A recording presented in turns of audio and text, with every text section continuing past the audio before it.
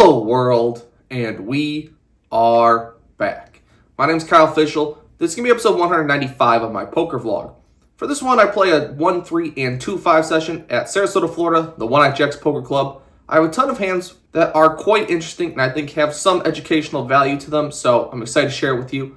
We are going to get right into them. First hand of note. We start out the 1-3 table, waiting for the 2-5 to open up. And when I bunch out of $5, I get forward limps before I look down at King 10 of hearts. We're definitely going to raise this one up. I choose a $30 sizing this time. It was actually very big for how the game was playing. I actually expected this to win a decent percentage of the time, but one middle position player decides to call, so we end up going heads up to a flop, which comes Queen 9-6 with 2 clubs, 1 heart. My opponent checks to me, which I would expect him to do as he's a limp caller. This particular board, we do have a gut shot, which seems nice backdoor hearts, but on this wet of a board, I think it's kind of hard for my opponent to completely whiff. I think he's going to have some draws, some pairs, some gut shots. A lot of hands that aren't really going to fold, and if we get check raised, we're kind of blown off our equity, so I decided to check this one back. When the turn is the 8 of hearts, we now somehow turn double gutted plus a flush draw. That's probably the dream turn card for our exact hand, and when our opponent checks to us, we're going to size up here a little bit, go 3/4, because we do still just have king high, even though we have a lot of equity, a lot of chance for a premium hand, and for $45, my opponent folds pretty quickly,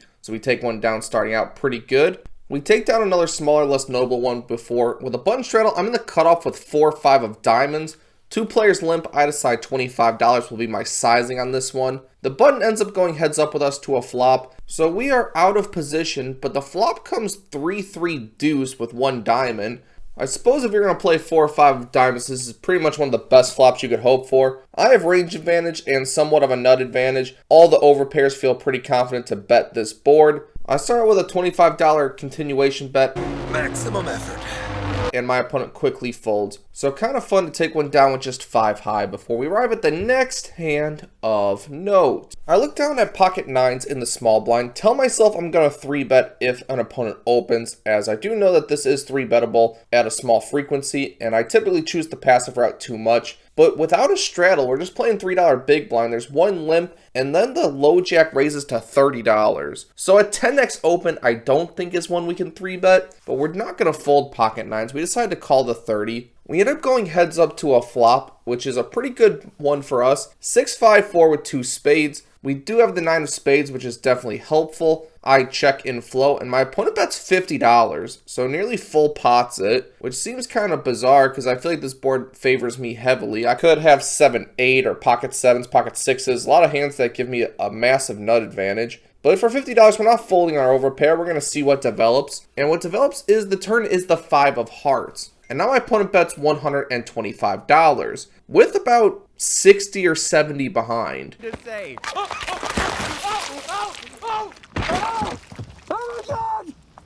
my god, I can't feel my legs!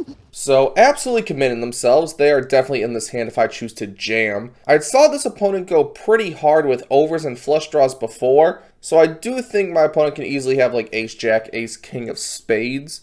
But even against those hands, I think they have a ton of equity to just outdraw me.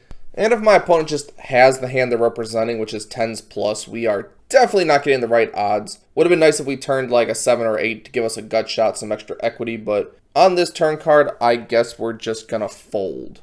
Kind of disappointing, so all the profit we made before this hand is now wiped away with this one. Folding an overpair, never fun. But looking down at 7-8 of hearts in the hijack, definitely a little bit more fun. We raised to $15. The button and the big blind calls, so we end up going 3 ways to a flop, which comes Queen 7 deuce with 1 heart. When we have middle pair, and the board is so dry, and we have a backdoor flush draw, I think this one's definitely a bet. Fold out hands like Jack 10, Ace 5, hands with some equity that we're fine to just take it down right now. And we have plenty of 2-barrel opportunities with any heart, 7, 8.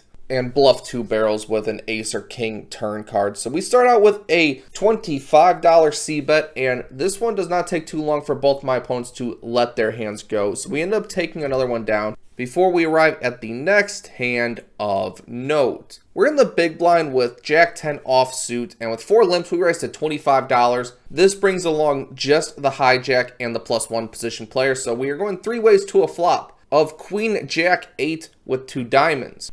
Having middle pair and a gut shot to an essentially nutted hand, we could bet here, but I think if we're raised here, we're blowing off our equity again, similar to the first hand, and we'd like to take this hand multiple streets. Additionally, being out of position, I think we gain a little more information about our opponent's hand by checking to them and seeing what they want to do. When I check, both players check through, and the turn is the 10 of diamonds. I don't need to check my hand. I already know that I don't have any diamonds, having a jack and a 10. But we are going to bet here. I expect that either of these opponents would have bet if they had a diamond draw. So now we can get value from like king, queen, ace, jack, king, jack, single ace high diamond holdings. Plenty of hands we can get value from. So we're going to bet $35 on this one. Would love to just take it down or see a safe river card and then reevaluate. When I bet $35, the +1 player thinks for a little bit and then decides to call. The other player folds, and we see a pretty bad river card with the King of Hearts. Any ace is a straight, probably never folding. But if my opponent had like a 9 and they were somewhat nervous about a flush, maybe you could turn this hand into a bluff to get the dummy end of the straight to fold. Additionally, maybe sets, queen, jack. There are some hands we get to fold on this particular run out. We're just not quite looking to bluff on this particular spot. We check, prepared to totally give up on this one.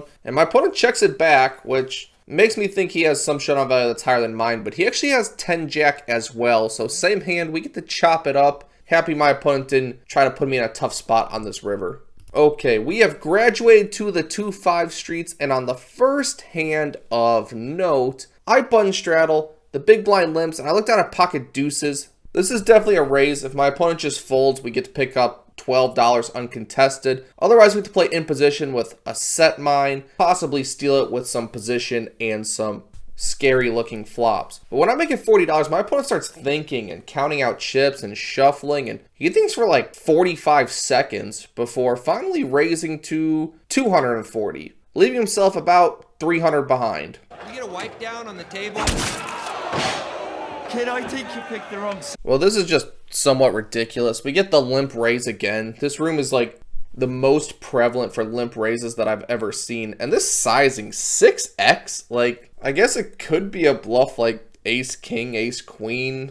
Maybe sixes, just think I'm full of it, trying to send a message. But with our exact hand, we're just definitely folding. Thought this opponent would start doing this more often, but this happened to be the only time he did a move like this the entire session. So we're just going to write this one down as he had it, and just went a little bit too big for me to get to try to battle back and try to hit something. So we'll move on from here. With one limp, I'm in the hijack with pocket sixes. Going to raise this one up. I make it $30. The cutoff decides to call, which means we are heads up to a flop, which comes 8-8-8. So we have a full house, but definitely an extremely vulnerable hand. So we're going to go out for a small bet here. Give value from all his like 10 jack, ace highs, king highs. Ton of stuff that'll pay off one bet at least. We start out with $30, and my opponent makes the call pretty quickly. The turn is the 7 of diamonds. Not my favorite, because I think my opponent has like 7, 9, 6, 7. Some cards that wrap around the 8, at least at some frequency. But we're going to size up here. We want his ace high, king high holdings with backdoor flush draws to definitely bow out in this portion of the hand. So we're going to size up to $95.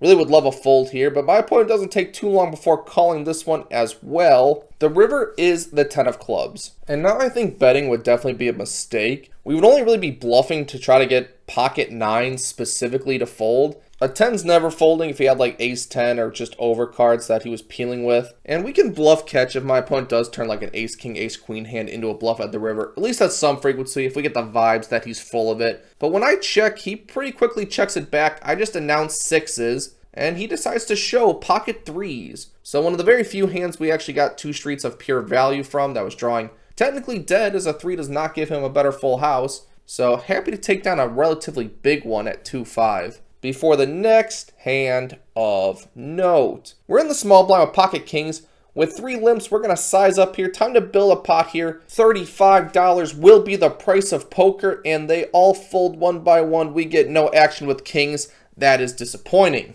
But that brings us to a very fun one. With 1 limp, the button raises to $20. I'm in the big blind with queen 4 of diamonds. We're going to choose to defend this one, only 15 to call, and the limper decides to tag along. So we are 3 ways out of position to ace king 3 with 2 diamonds. Kind of a hysterical board because we have a backdoor straight draw on both ends, the ace to 5 and ace to 10. as well as the second nut flush draw. I check into the button pre-flop aggressor, thinking about throwing in a check raise, thinking he has a wide button opening range, and can get all of his medium pocket pairs to just fold to a check raise if he decides to c-bet. But we don't get the chance. He checks it back, so we're going 3 ways to a turn card, which is the deuce of diamonds.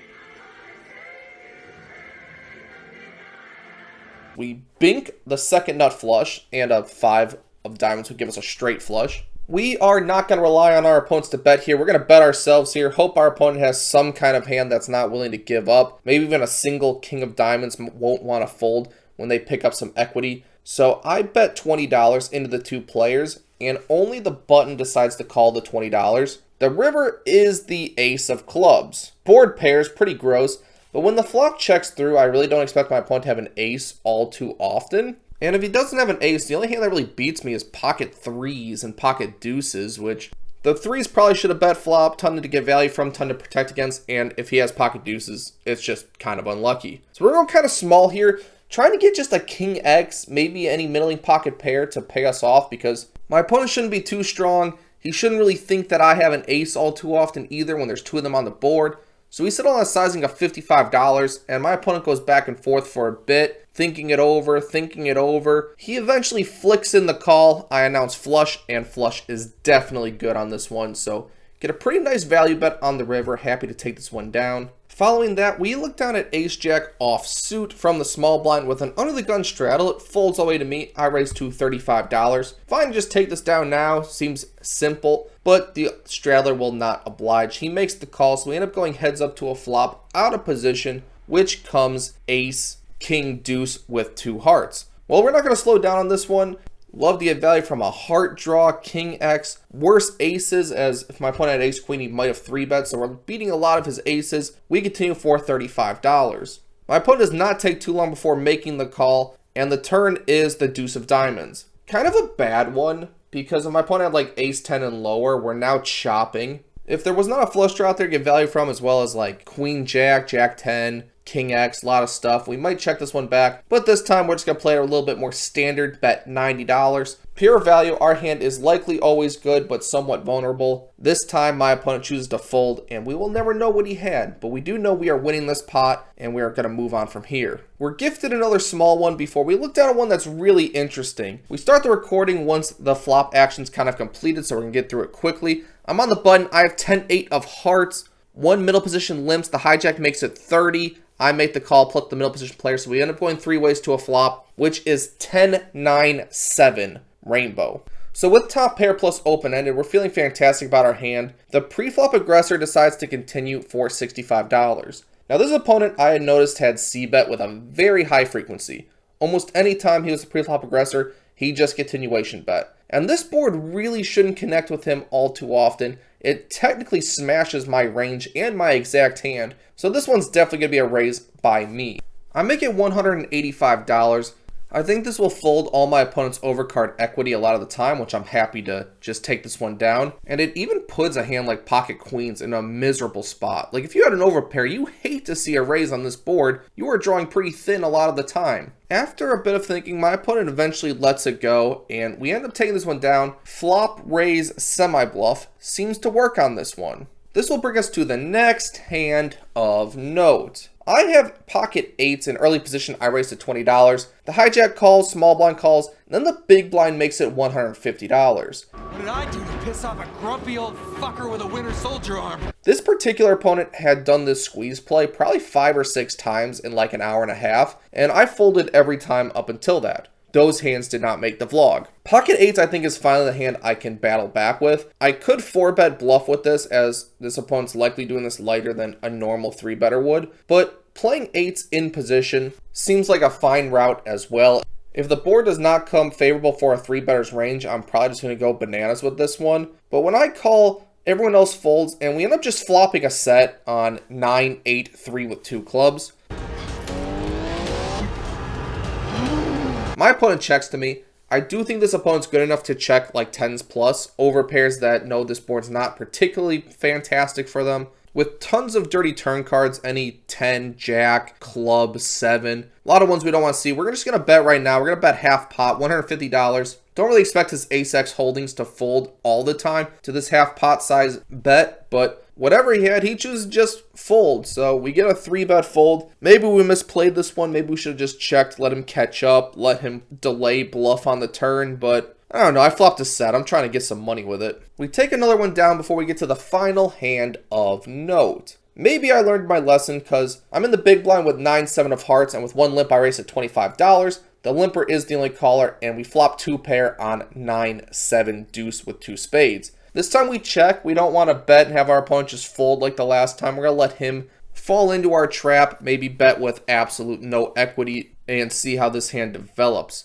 My opponent does bet $25. Very happy to make this call. Feel like he's going to bet multiple streets. When the king of hearts is the turn card, I expect him to not slow down. If he was bluffing, I think this card's a good one to continue on, get my 9x out of there if I had just random pairs. This one seems like the one you would like to throw in the second barrel, but when I check to him, he checks it back. And we get a bit of overkill on the river when it's the 9 of clubs. So we have a full house, and we don't really expect our opponent to have anything. Part of me wants to check and give him a chance to bluff, especially if he had like 10-8 or missed spades and he can't win at showdown, and he would need to throw out a bluff if he wanted to win. But I think if my opponent had a king, he might check back a little bit of the time for some pot control. So we're going to go really small with this one. Lay a price that I think you can induce a raise with all the missed draws at some frequency, and that king's just never really folding to. $30 is my river bet, but it turns out that is too much. My opponent just folds, and we do win, but probably not as much as we could have. But we are into the game for $1,000, out of the game for $1,640, which is a profit of $640 across 4 hours. Equates to $160 an hour or 32 big blinds an hour. Yeah, two of the most notable hands today were the Queen 4 of diamonds. It's nice to make your draw, even more so to go for value on the river when we don't have the nut flush and the board pairs, and we get paid by worse, so that one is pretty nice. Additionally, the 10-8 of hearts, where we have top pair plus open-ended, we turn into a semi-bluff. Bluffs seem to work out today. They all seem to get the respect and get the folds they desired, and that is going to lead to a winning session. If you have made all the way to this point, thank you. I appreciate it. Please consider subscribing. It helps me out a great deal. I appreciate it, and I will see you on the next one.